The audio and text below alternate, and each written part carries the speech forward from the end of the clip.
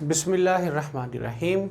आज मैं अपनी channel physics by doctor Javed में आपके लिए अपनी फ़िज़िक्स फार्मूला सीरीज़ का बेसिक फार्मूलाज़ का पार्ट नंबर 3 जो है ना वो लेकर आया हूँ। और यहाँ हमने आज सर्कुलर मोशन के बारे में डिटेल से पढ़ना है, तो कुछ फार्मूला उसके हम थोड़ा सा डिस्कस करेंगे यहाँ पर।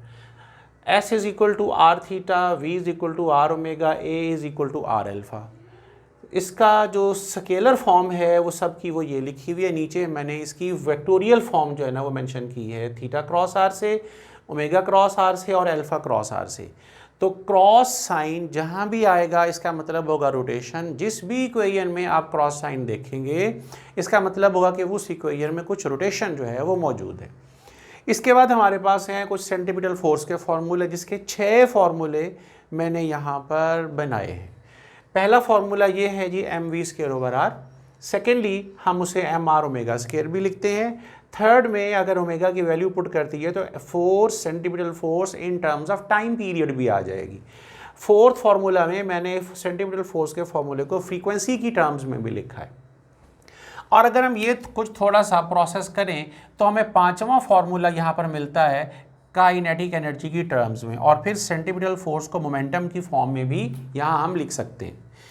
इसके बाद एक छोटा सा MCQ है यहाँ पर कि अगर मैस एक 1 kg है और वो मैस इस सर्कल के अंदर मूव कर रहा है जिसका रेडियस 1 मीटर है, फोर्स 8 न्यूटन लग रही है, तो उसका टाइम पीरियड क्या होगा। तो इस फार्मूला से अगर हम कैलकुलेट करेंगे तो हमें जवाब जो है वो π/√2 सेकेंड जो है ना वो मिलता है। इसके बाद आ जाएं आप इस वर्टिकल सर्कल पर। कोई बॉडी है जो इस सर्कल के अंदर मूव कर रही है लाइक दिस।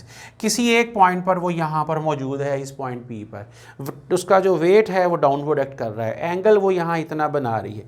अब इस एंगल को के 3 डिफरेंट वैल्यूज़ रख कर मैंने इसकी बॉडी के अंदर जो टेंशन जो इसके सिस्टम के अंदर आएगी और जो वेलोसिटी वो गेन करेगा या उसमें डिक्रीज़ आएगी, वो एक छोटे से टेबल से मैंने यहाँ पर रिप्रेजेंट किया है।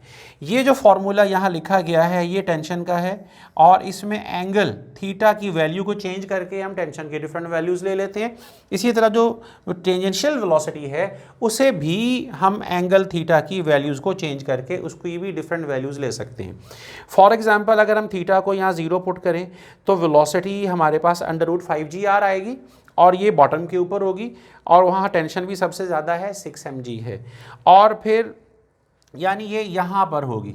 अगर यहाँ के लिए हम डिस्कस करेंगे तो 90 डिग्री एंगल बन जाएगा, ये एंगल थीटा 90 डिग्री हो जाएगा, √3gr बन जाएगी वेलोसिटी, और 3 mg यानी टेंशन में कमी आ रही है।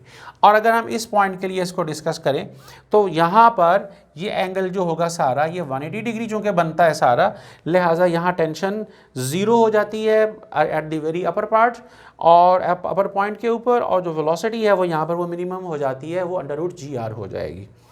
इसके बाद आ जाए यहाँ पर हमारे पास ग्रेविटी की वैल्यू है विद आल्टीट्यूड, ये उसका फार्मूला लिखा है। और एक छोटा सा न्यूमेरिकल मैंने यहाँ लिखा है कि अगर हम ज़मीन की सरफेस से 1000 किलोमीटर ऊपर चले जाते हैं तो ग्रेविटी की वहाँ कितनी वैल्यू होती है, तो अगर कैलकुलेट किया जाए तो वो 7.3 मीटर पर सेकेंड स्क्वायर होती है।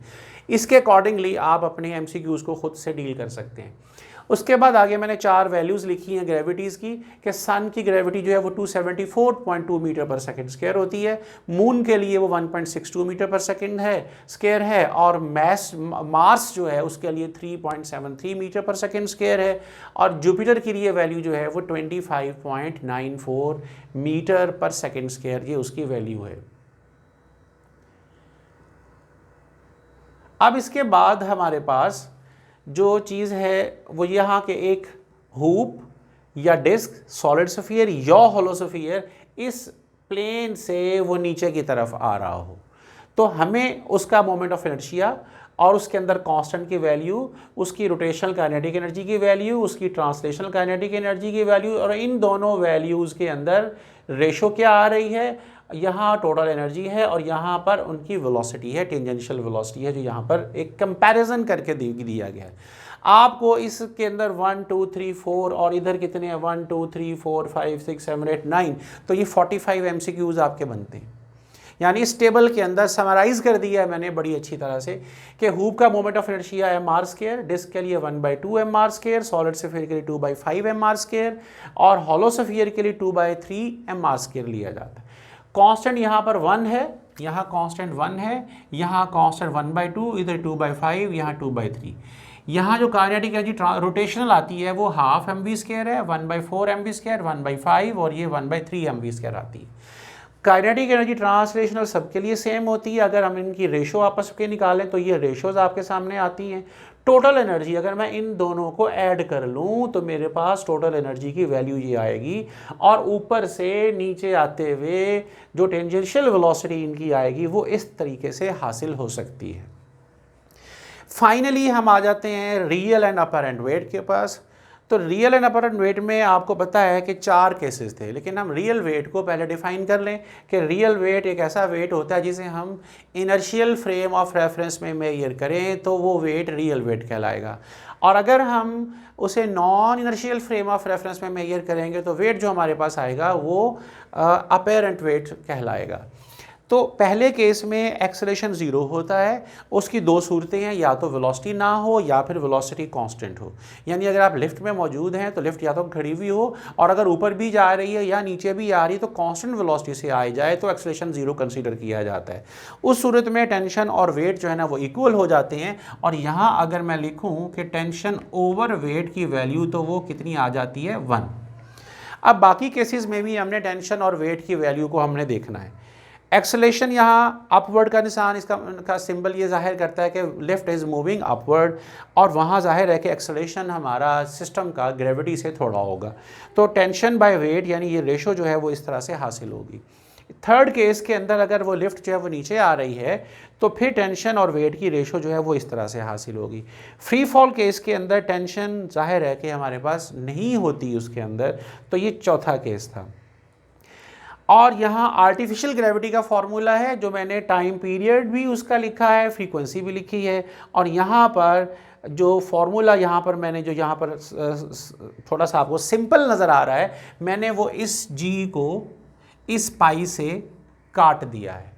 पाई की वैल्यू होती है 3.14 और जी जो है वो अंडर रूट में के अंदर 9.8 है।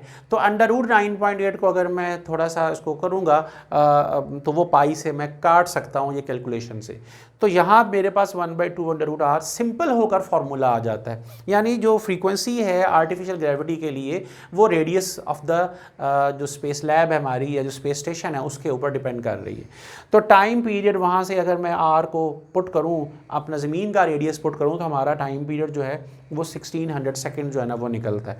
इसी तरह ये फार्मूला जो है वो केपलर्स लॉ का है, और इस फार्मूले से जाहिर होता है कि टी स्क्वायर जो है वो प्रोपोर्शनल है किसके, r³ के, ये प्रोपोर्शनल है।